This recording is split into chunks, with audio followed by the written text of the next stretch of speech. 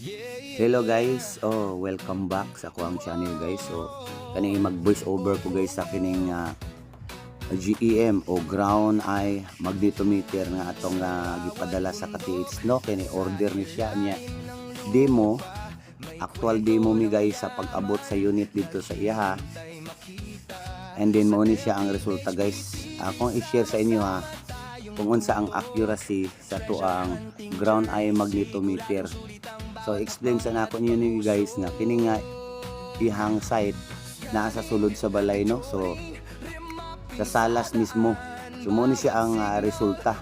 So kamulo mi og tutorial mo ni siya ang result. So ginatudlo lang nako, gina-guide lang nako sa ilaha kung unsaon pag-operate. And then mo ni siya ang resulta guys. Okay, makita nato diya sa screen nga dunay nag-blow. Mo na ang ilahang bangag guys.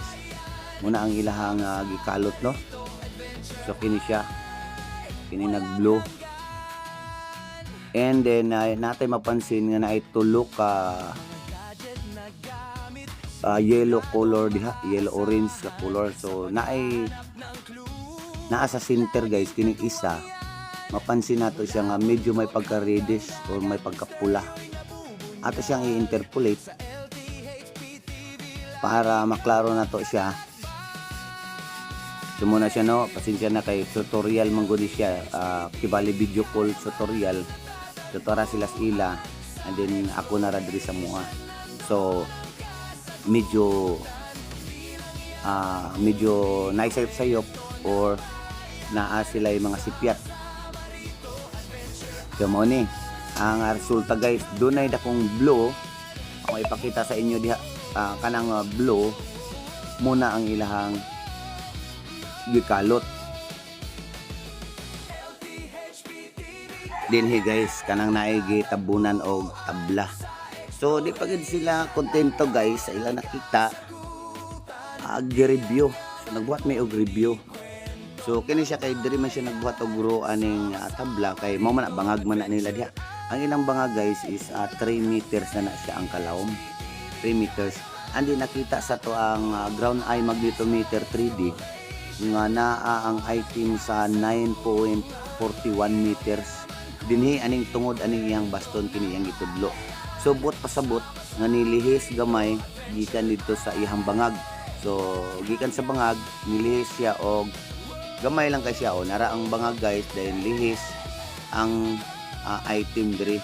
So kini sad siya nga item guys is gamay kaayo siya, murag something metal or minerals baka nga high grade minerals na isa ka kumpol dito sa ilalom sa yuta guys.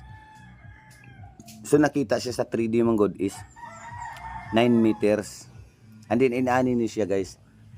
So naay adjust ang ato ang ground eye magnetometer, naay adjust siya, i-interpolate na to siya and then i-correct all values para maklarify, maklaro guys kung metal bagid siya nga man-made or minerals. Kay inaani ni siya ang Legion 3D is dili na to ma-interpolate, dili na to siya specify gud og ayo guys kung item ba or minerals kay wala naman siya laing setup or wala siya laing settings. Unlike ani guys nga naa siya interpolation and then naay sukod, compare na to sa ubang image nga makita sa ilalom guys.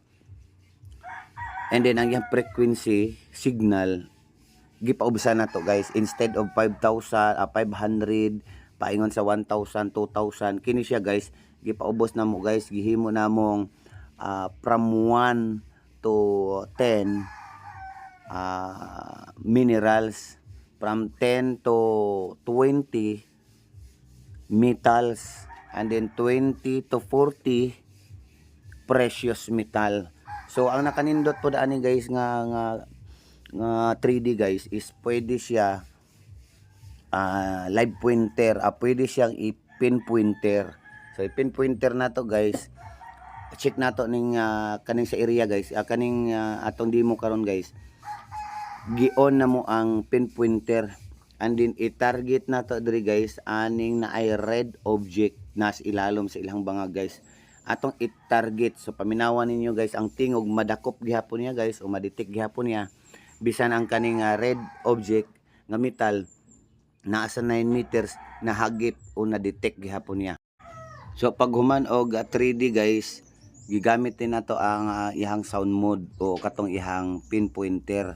So i-on lang ang unit and then i-press tulong 4 seconds ang katong ihang trigger, and then ato ding itapat kana siya for 4 seconds ang kuana na niya guys, press tulong. Tapos ato ding itapat atong na-scan nato nga nagpula. So dinhi guys tumpak gyud, dinhi dapita ang katong naigo kaganina sa 3D. So inaani guys ang paggamit niya. So pag scan nato makita day nato sa ilalom sa yuta ang blue nga cavity og ang sa sulod red object. Kuha nato ang kuan yuta, so mauna na siya ang treasure. So inana lang paggamit guys.